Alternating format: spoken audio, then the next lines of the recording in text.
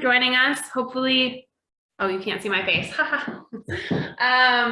We'll get started in just a second as people join us. I know we're waiting for a fair few of you to come. So welcome everybody. We're very excited to explore a mystery this evening, appropriate on 414 Day. And we'll get started in just a second, but we'll talk a bit about the image that we have all come to know and love. So we'll give y'all just a second.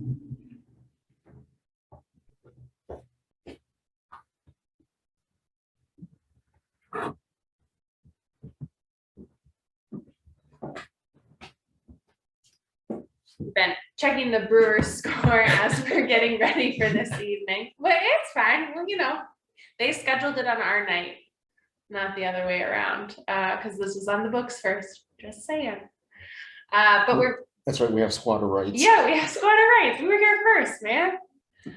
And gosh, it's windy, so hopefully that's not causing too much havoc well, it's luckily indoor, but I no tailgating and watch your grill was the word of the day on social media.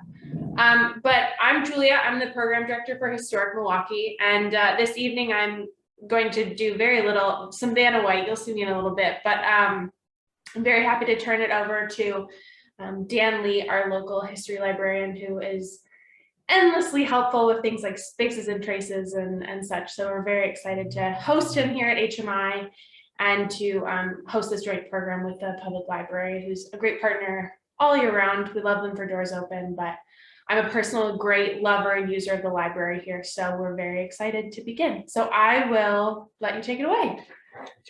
Well, thanks, Julia, for the introduction. As Julia pointed out, I'm the local history librarian at the Milwaukee Public Library. I've been working there for about 30 years. And for those of you who are following the Brewers Cards home opener today, the Brewers are leading 4-0 in the top of the 5th inning. Go Brewers. And the title of our program tonight is Milwaukee Feeds and Supplies the World, Civic Boosterism in Milwaukee. So we're going to talk about the famous image, and also we'll talk a little bit about other slogans and nicknames that Milwaukee, has had and uses over the years. Okay, many of you are familiar with this image, that this is a poster reproduction that was commissioned by the Department of City Development in the 1980s, and we're going to talk about its roots, because that's one of the questions that we are periodically asked at the Milwaukee Public Library, as well as other institutions such as the Milwaukee County Historical Society, the Municipal Reference Library at City Hall, the Wisconsin State Historical Society, and the UWM Library Archives have also been asked this question. And the question is, who was the artist and who was the lithographer, which we'll discuss today. And it was published by it first appeared as a lithograph cover of the Book of Milwaukee, which we will show you in a short while, which is a civic boosterism book that was published by the Evening Wisconsin, a daily newspaper which rivaled the Milwaukee Journal and Milwaukee Sentinel in circulation in the late 1800s and early 1900s. In 1913, when the Audit Bureau of Certification started to verify newspaper circulation, they found that the Evening Wisconsin actually had the highest circulation in 1913, ahead of both the Journal and the Sentinel. And at that time, Milwaukee had 5 daily newspapers. The 2 other papers that lagged behind the big 3 were the Milwaukee Free Press and the Milwaukee Daily News. Can we go to the next slide? Okay, thanks. 9 years ago, John Gerda asked the Humanities Department of the Milwaukee Public Library about this very question of the provenance of the Milwaukee Feeds and Supplies the World image. And we started digging into it, and my coworker, Pat Dufresne, and we decided to take a different tack what has been tried in the past. And we figured, well, we know that it was published by the Evening Wisconsin. Maybe if we can try to find if the Evening Wisconsin had a Sunday magazine or a pictorial section or some kind of supplement that would have illustrations, and we were hoping to find an illustrator's name. And we found in our research that the Evening Wisconsin did not publish on Sunday. It was just a Monday through Saturday paper. And just, browsing through it, like around the major holidays, we couldn't find many illustrations. And so we didn't know what other routes to take. We thought of, well, maybe if we could find the employee roster for the newspaper, but the history of the Evening Wisconsin turns out to be that in 1918, the Hearst Corporation bought it in order to compete with the Milwaukee Journal. And they changed the name of the Evening Wisconsin to Wisconsin News. And there was a major newspaper circulation war between the two dailies during the 1920s that even extended to street corner fights between the rival paper boys, and also on radio. If you're familiar with the radio stations WTMJ and WISN, they were owned respectively by the Milwaukee Journal and the Hearst Corporation. WTMJ stands for the Milwaukee Journal. And for decades until the 1960s, it was marketed and branded as the Milwaukee Journal station. And the Wisconsin News Station, its call letters were WISN. WIS for Wisconsin and N for News. So that's the origins of the call letters for those two radio and TV stations. And unfortunately, getting back to John Gerda's question, we couldn't find an answer. But he went ahead with his historical article for the publication Edible Milwaukee, and this was published in summer of 2013. And the next slide you'll see a modern takeoff on the Feeds and Supplies the World image. So here's something that's sort of like a modern homage, or some people may see it as a parody or an updating of the famous image. And now we're going to actually show you the original 1901 lithograph cover of the Milwaukee Feeds and Supplies the World. It measures about 15 by 21 inches, and as you can see that it is over a century old. And we have a few copies, but only a couple of them still have the original lithograph covers. And we're very fortunate to have this, even though it's not in the same condition as it was in 1901. And we're going to open up to the title page.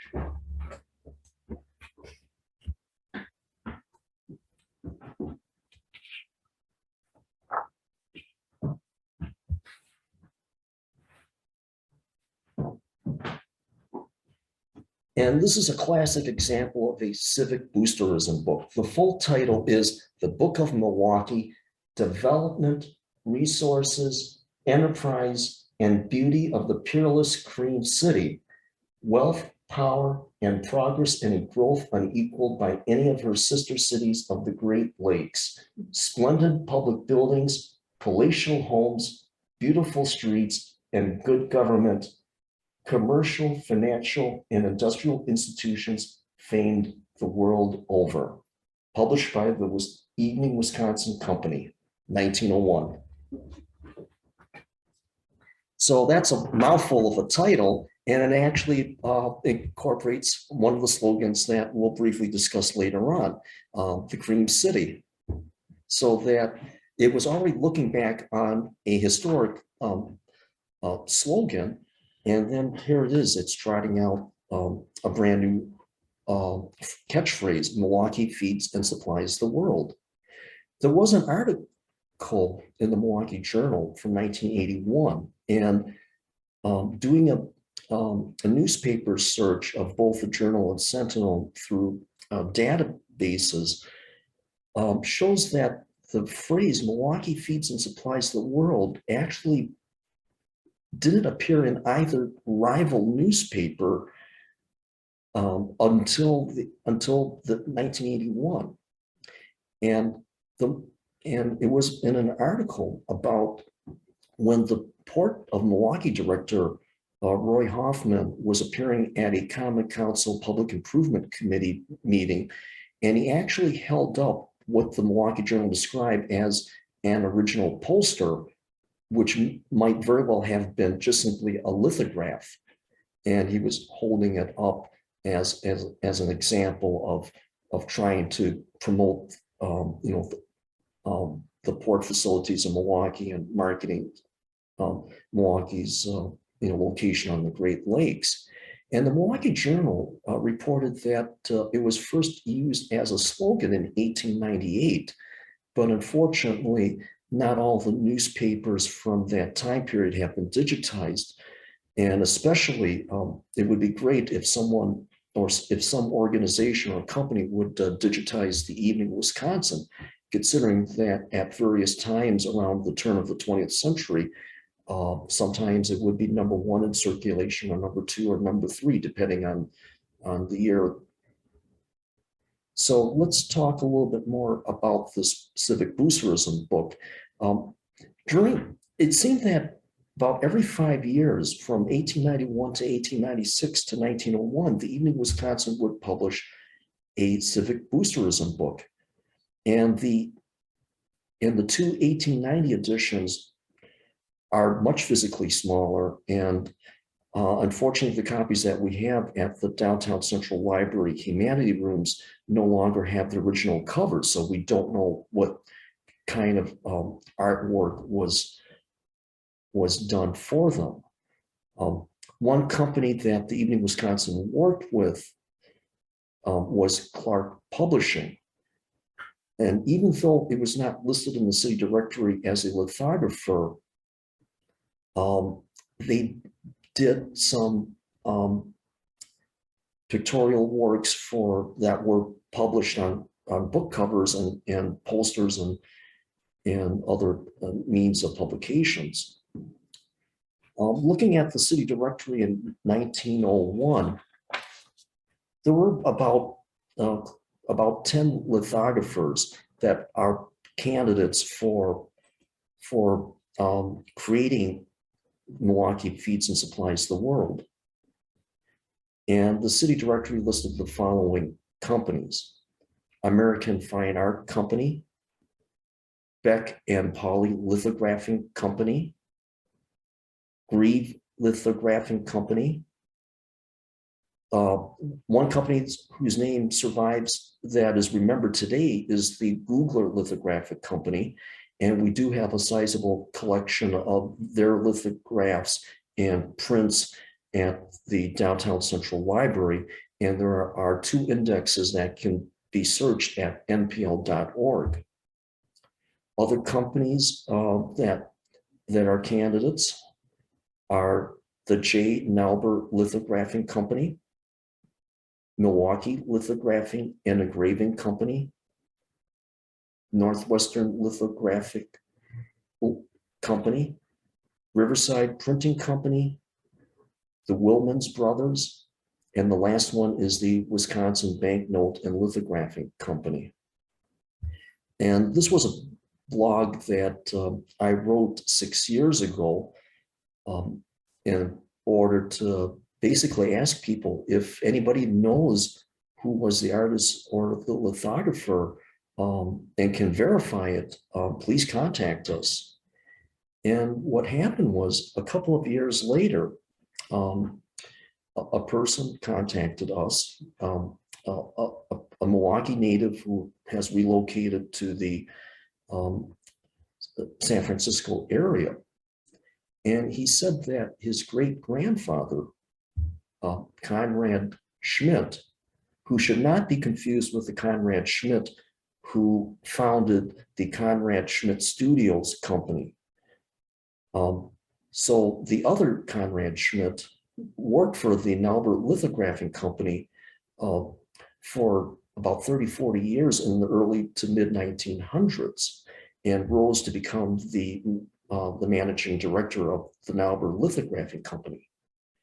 And so that his great-grandson said that in the 1960s, he remembers seeing the Milwaukee Feeds and Supplies lithograph or poster at his aunt's home in Wauwatosa.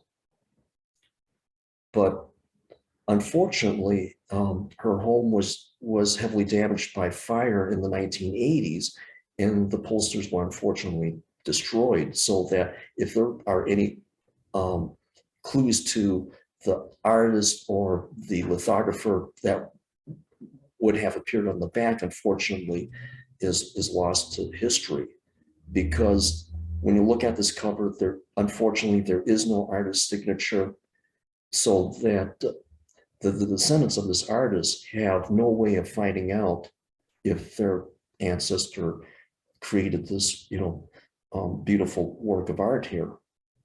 And there's no lithographer or publisher imprint on this. Now, this Book of Milwaukee of 1901, for this program, I decided to take a different tack, search for copyright records.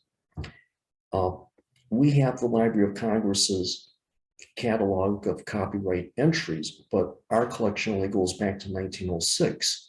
And fortunately, Hathitrust has digitized the older editions online.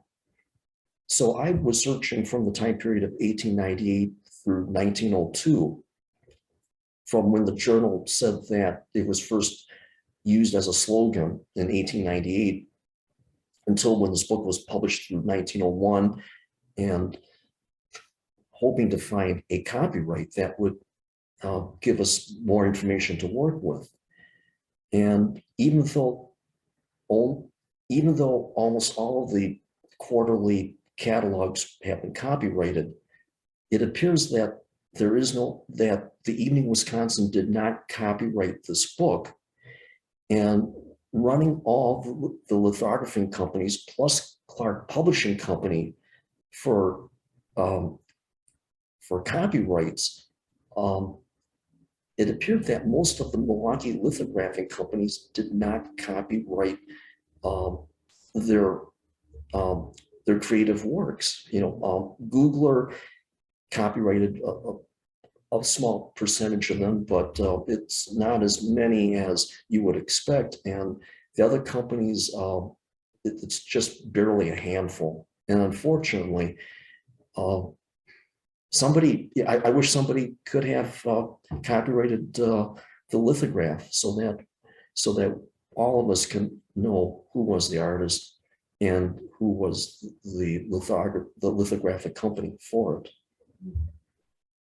So unfortunately, it remains a mystery, to this day, and hopefully there'll be some new verifiable information that will appear somewhere.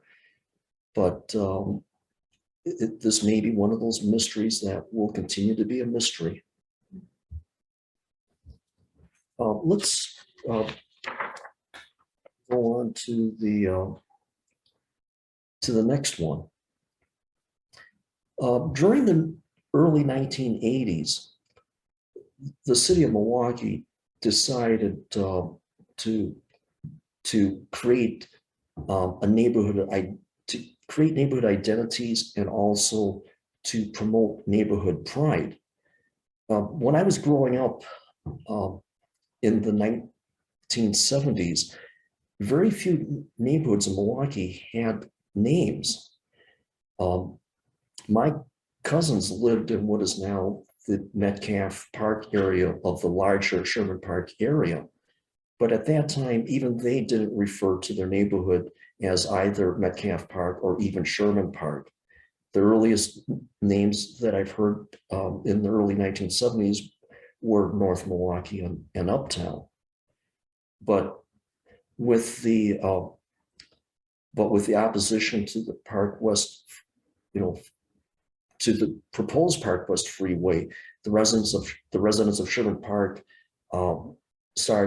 they formed the Sherman Park Community Association in 1969 to stop the proposed Park West Freeway and also to prevent blockbusting that was happening in what was then referred to as the inner core of Milwaukee. And the city decided in the 1980s that one way to promote neighborhood pride and develop a neighborhood identity was to name neighborhoods and create posters. And the posters that Historic Milwaukee sells today were created by the Department of City Development during an 8-year period from 1983 to 1991. And during this time period, as they were releasing several posters per year, they decided to reproduce the Milwaukee Feeds and Supplies the World lithograph. And when I contacted the Department of City Development, or as they're better known, DCD, I asked them, how did they select this image to reproduce as a poster? And they sent an email that took place about 10, 12 years ago between their marketing department and the Milwaukee Public Library's marketing department. And the DCD marketing department said that they copied the image from our collection. And we do not have the original poster in our collection. And I asked with my coworkers and retired coworkers that if they ever saw an original poster of this, and they said, no, they've never seen it. And some of us think that what likely happened is that they might have copied the lithographic cover from the Book of Milwaukee.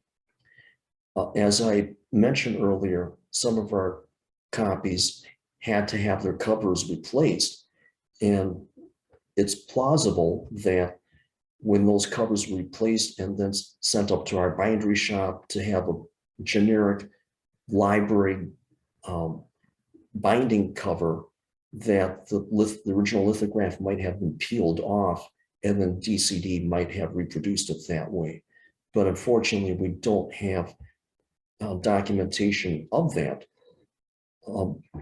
because the people who are most likely to have been involved with that process at that time are unfortunately no longer here today. The two main people at the Department of City Development who spearheaded the Discover Milwaukee Neighborhood Posters Project were the late Greg Conan and the late Dennis Zuber. And on our end, the people who might have likely been involved with in dealing with DCD were our publications and exhibits department head, Jerry Peters, one of two art department coordinators, June Edelhauser, until she retired in about 1984, and then her successor, Ruth Regie. Unfortunately, none of them are live, so that we can't ask, say, do you remember how this transaction proceeded? So here's another mystery. Unfortunately, all the trails are now cold. Let's go on to the next slide, and here are some nicknames that Milwaukee has picked up over the decades, and I guess since we're past the sesquicentennial hundreds and plus the 175th anniversary, we're even talking about centuries now. Many of these are familiar, and others have faded over time. Probably the oldest one is the Cream City. It first appeared in the newspapers in 1860, and there was a flour company. And when I'm talking about flour, I'm talking about FLOUR, the grain and milling type of flour. There was a Cream City Flour Company that was in business in 1860, when for a brief time, Milwaukee was the wheat capital of the world before being surpassed by the Twin Cities of Minneapolis and St. Paul later in the 1800s. So that is probably Milwaukee's oldest nickname. And that comes from the Cream City brick that many of our buildings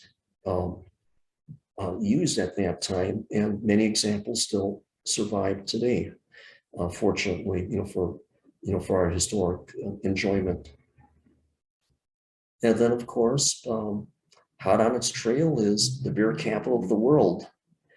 And there's no secrets about why. All you have to do is think of the names: Schlitz, Pabst, Miller, Blatz, Gettleman, and many other breweries that have been overshadowed by the Big Five. And with Milwaukee's rapid industrialization, when Milwaukee was making its transition from being an agricultural trading center to becoming an industrial powerhouse, we became known as the machine shop of the world starting in the 1880s. And Milwaukee historically has had one of the largest German populations of any large US cities, going back to our incorporation in 1846, and even preceding that, when we incorporated as a village in the late 1830s. That as Milwaukee was rapidly expanding from 20,000 people in 1850 to having over 200,000 people by 1890, Milwaukee became known as the Deutsche Athen Amerikas, the German Athens of America. And this is reflected by the newspaper circulation.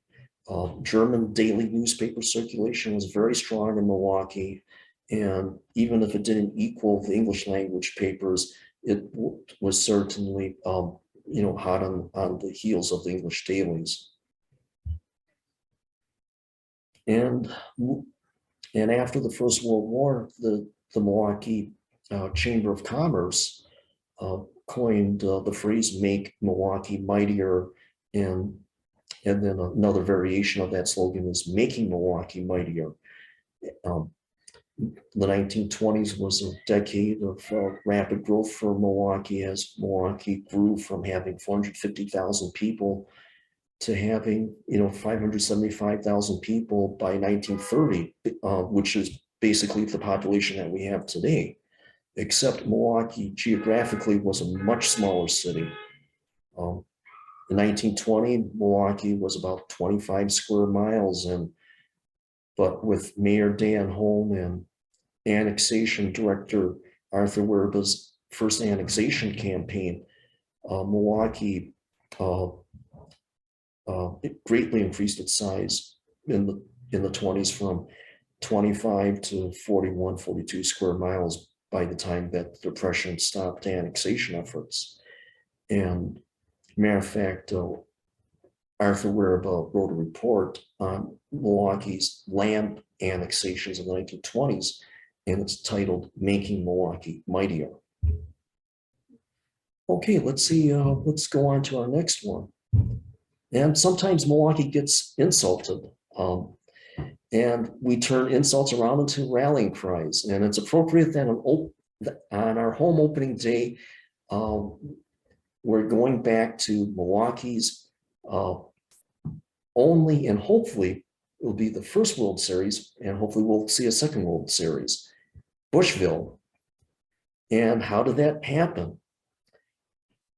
The first two games of the 1957 World Series were played in New York.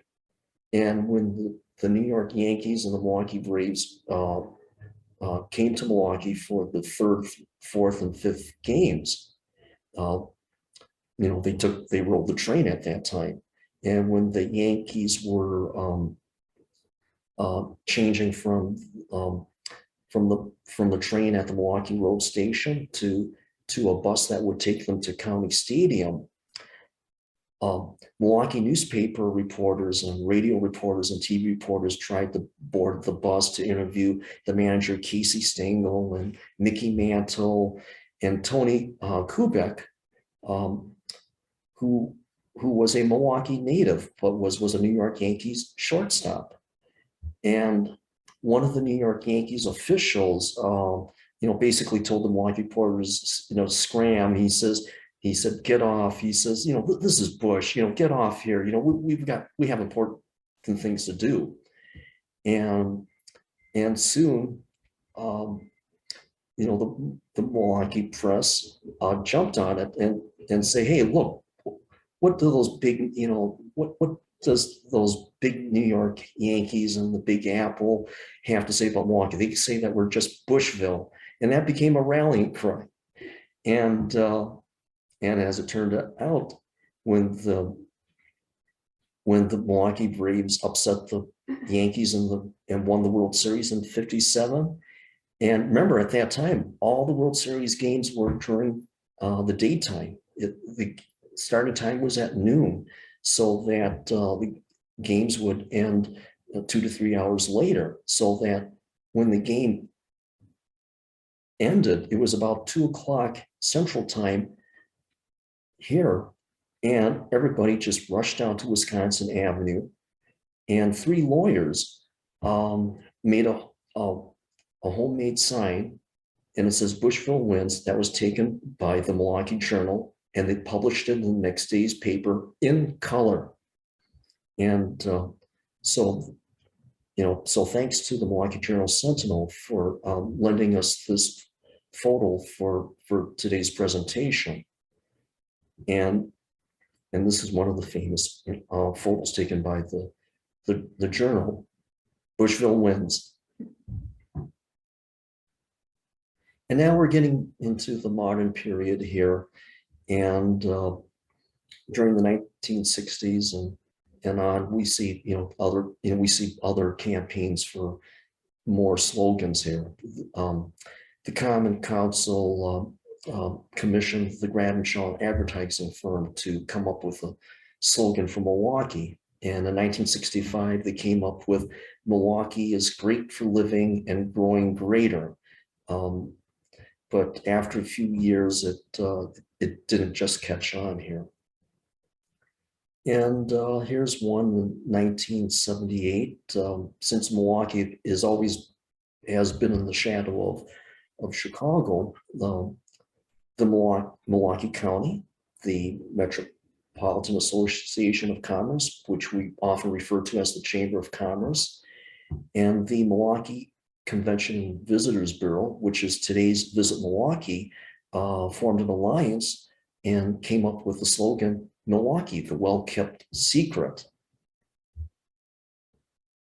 And then the Milwaukee Ad Club came up with a slogan in the early 1980s called Milwaukee Builds Winners.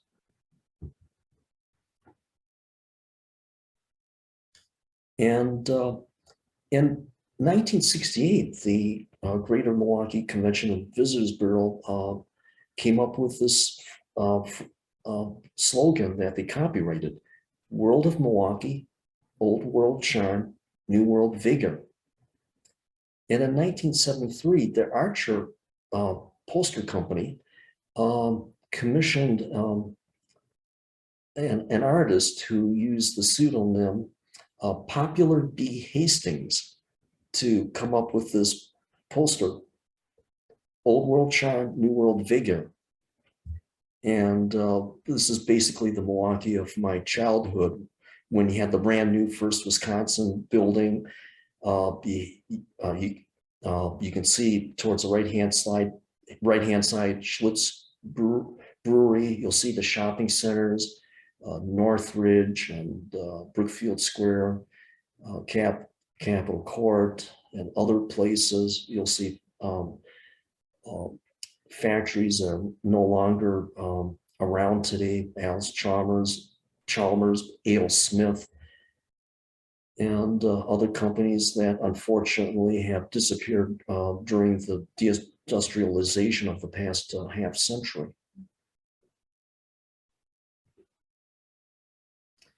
And Mayor Henry Meyer, Milwaukee's longest serving mayor from 1968 to 88, he was very big on Boosterism, that he even went as far as writing the Summerfest polka. Summerfest, as many of you know, was his brainchild. And this leads to the phrase of, Milwaukee, the city of festivals. And the first Summerfest was in 1968, and it was held all over the city before it finally found a home in 1970 at the old Maitland Field airstrip, later, Nike anti-aircraft missile launch site. And we have and the UWM Library Archives has granted us permission to show you the Channel 4 news footage of Henry Meyer singing. And he was, you have to say on your computer, you keep talking. Okay. And Henry Meyer was one of Milwaukee's 3 singing mayors. The first one was Carl Seidler, the older brother of Mayor Frank Seidler. And his favorite song was God Bless America. And on 1/4 of July, he sung that 12 times at various 4th of July celebrations at parks and on the lakefront and elsewhere. And Henry Meyer was our, another singing mayor, and John Norquist is our most recent singing mayor. And my retired co-worker, George Wagner, who started Doors Open Milwaukee, and the Milwaukee Public Library was the first building to sign up for it, said that Sherby Becker, the boy mayor, I think he was 29 or 31 years old when he was elected mayor, was another singing mayor of Milwaukee, but unfortunately there are no recordings of him singing. But here is Henry Meyer singing the Summerfest polka at 1969 Summerfest.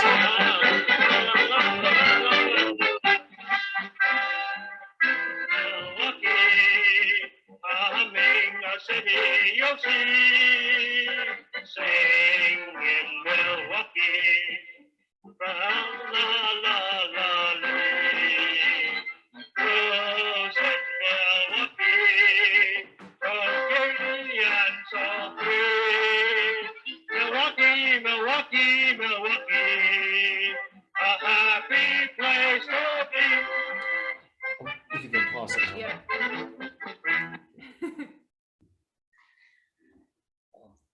As you can see, Henry Meyer was in love with his own voice, and there was even a 45 single that was released, and we have a copy of that in our reference collection at the Milwaukee Public Library. In 1971, a radio station in New York City asked its listeners to name the worst song in the country, and number 2 was the Summerfest polka by Henry Meyer. And as you can tell, that Meyer had an old stentorian voice, and he's not exactly, Frank Sinatra or Bing Crosby or Perry Como or Andy Williams when it comes to singing. And I think that when the radio stations played Meyer's rendition of the Summerfest polka, you can see why radio listeners would pick it as the second worst song in the country in 1971. And here we go on to another Boosterism act that was pushed by Mayor Henry Meyer and the Department of City Development. There was a big push in the mid-1970s for Milwaukee, talk it up. And the city spent about $25,000 to have thousands of Milwaukee talk it up buttons, restaurant placemats, so that restaurants can have them when they would put, on plates of entrees on your, in front of diners, and made a really big push. And this was an on again, off again campaign throughout the rest of Meyer's administration until he retired in 1988.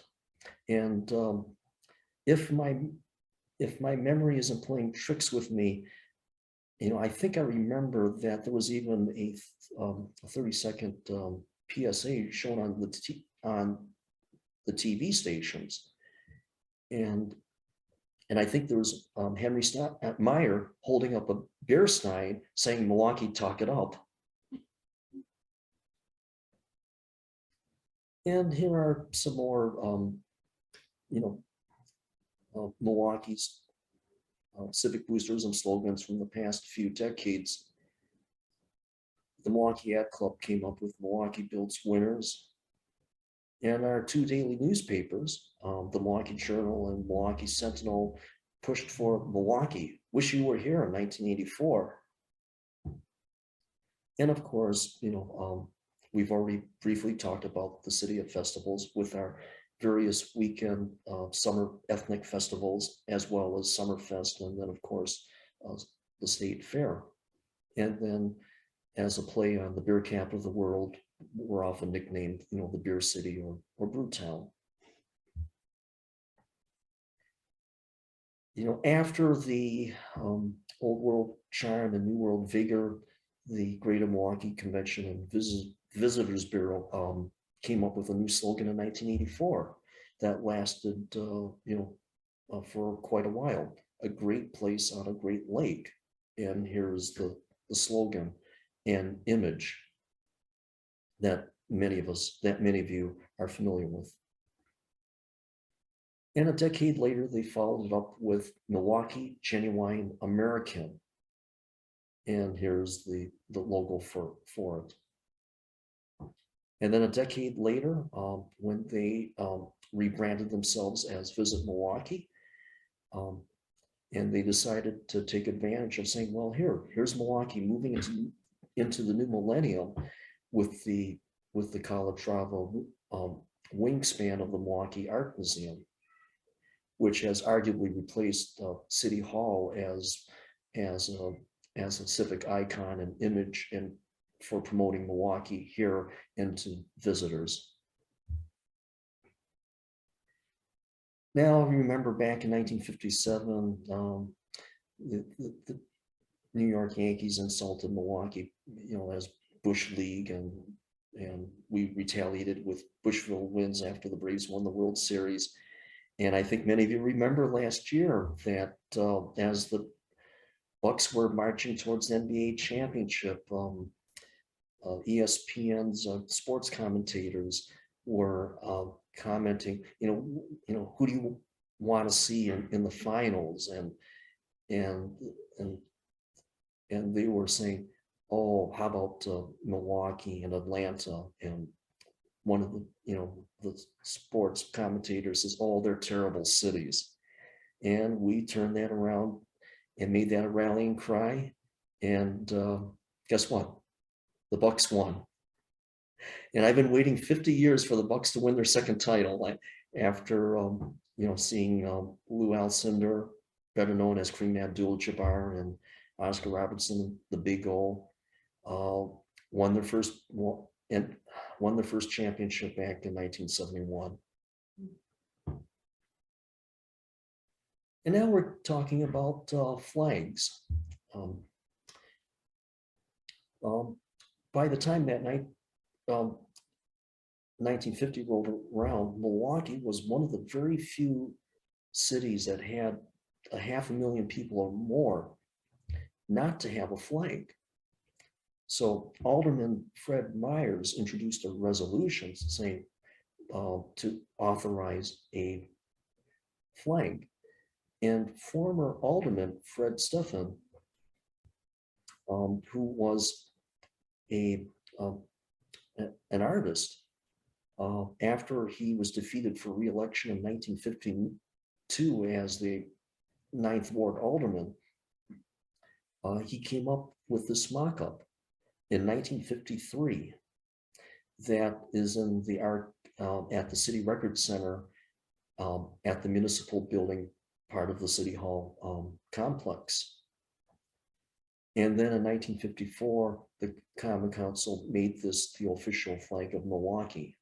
And as you can see how it reflects Milwaukee, which was growing in the 1950s. It was emphasizing, our waterfront heritage. You can see the ship there.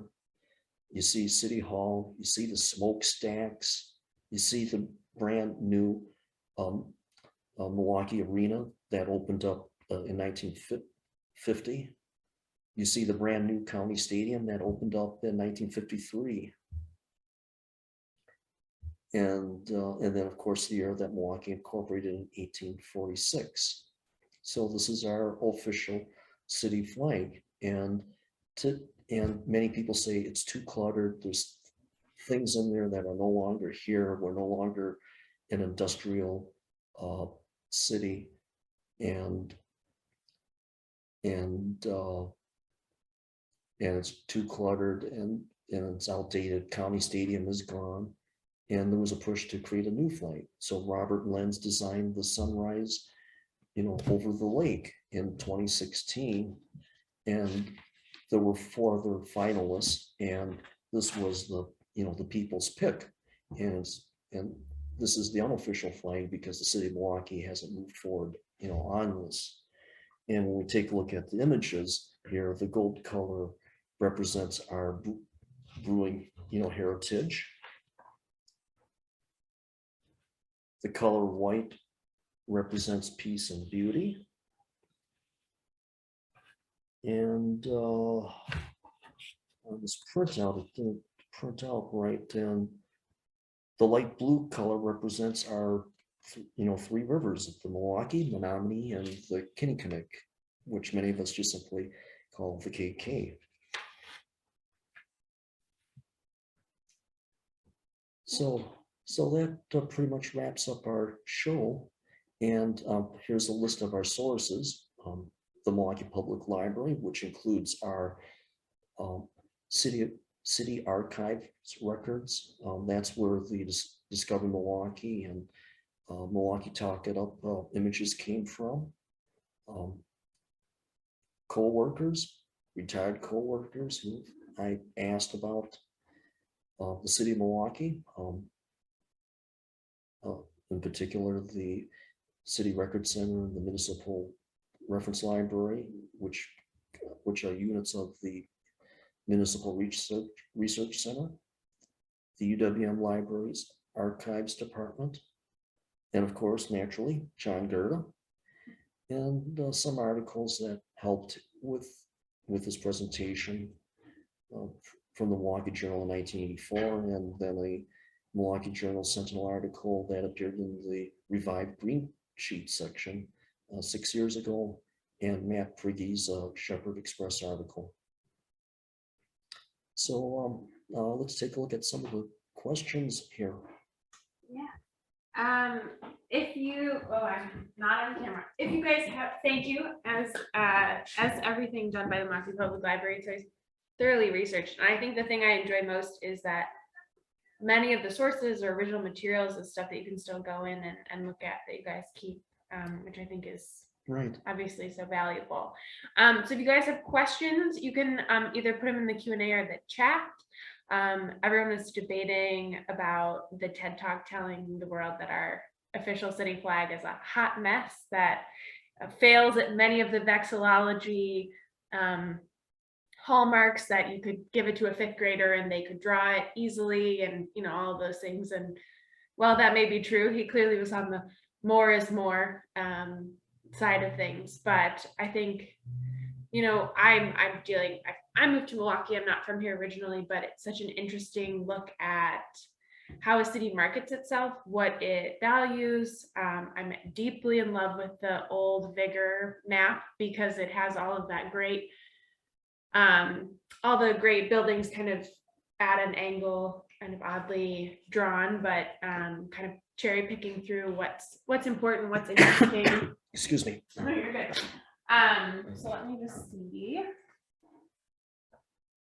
Sean says, yes, it fails the good flag, bad flag criteria in an epic way. Do you have a favorite slogan of Milwaukee's? Like, of all the ones that we talked about, do you have one that you like the best?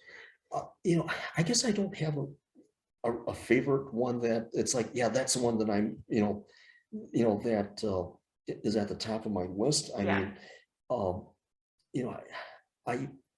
I guess I don't think that much about, slogans and civic boosterism that much.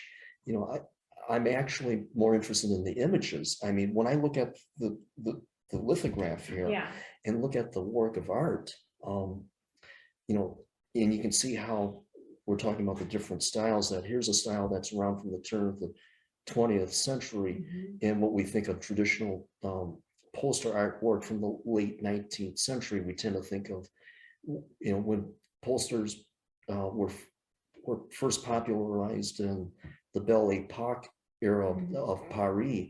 Jules Charest, the father of the modern poster, and then Henri Toulouse-Lautrec and the Impressionists and the Post-Impressionists, and this is in that vein. And then we see the various excuse me, the various logos that have been drawn over the past 40 to 50 decades, and how things have been simplified and modernized, that they tend to be more symbolic rather than literal representations of what we're trying to promote ourselves as. Because when you look at the Milwaukee Feeds and Supply lithograph, you see trains, chugging ahead forward. You see the maiden holding up a wheat grain. That's that was part of our when Milwaukee was a wheat trading center. Yeah, and I would just shameless plug that the book I was holding up, you can go and look at it. It's a reference book, so Dan got special permission to take it out of the library, which is I very carefully held it up for all of you. I'm a little nervous till it gets back to its home. But just you probably couldn't see it very well, but there's a great image of City Hall on the front page and throughout the pages as well. And there are some really nice black and white photos of other civic buildings there, such as the Library Museum building, which we refer today as the Central Library. As many of you know, for 70 years, the Milwaukee Public Library and the Milwaukee Public Museum shared the same building. And our humanities room, the Frank Zeidler Art and Humanities Room, was formerly the Mantle Hall of the Milwaukee Public Museum. Let's see. Well, if I don't see other questions, thanks, Renee. Glad you could join us. Yep. Thank you for the compliment. We just thank you so much for joining us, and we'll have this recording up on the HMI Facebook, HMI YouTube page, and will be shared with the library. It'll be on their page as well. If you want to go back and reference any of the things that Dan mentioned or review, I I have a feeling I have lots of things I need to like scribble down notes for when people ask me about this image here at work. But I think we all should go home and work really hard on inventing time travel so we can answer all these questions about how we got this image. But thank you all for joining us, and happy Milwaukee Day. We're thrilled you spent a part of it with HMI and the public library. Thank you for sharing your time.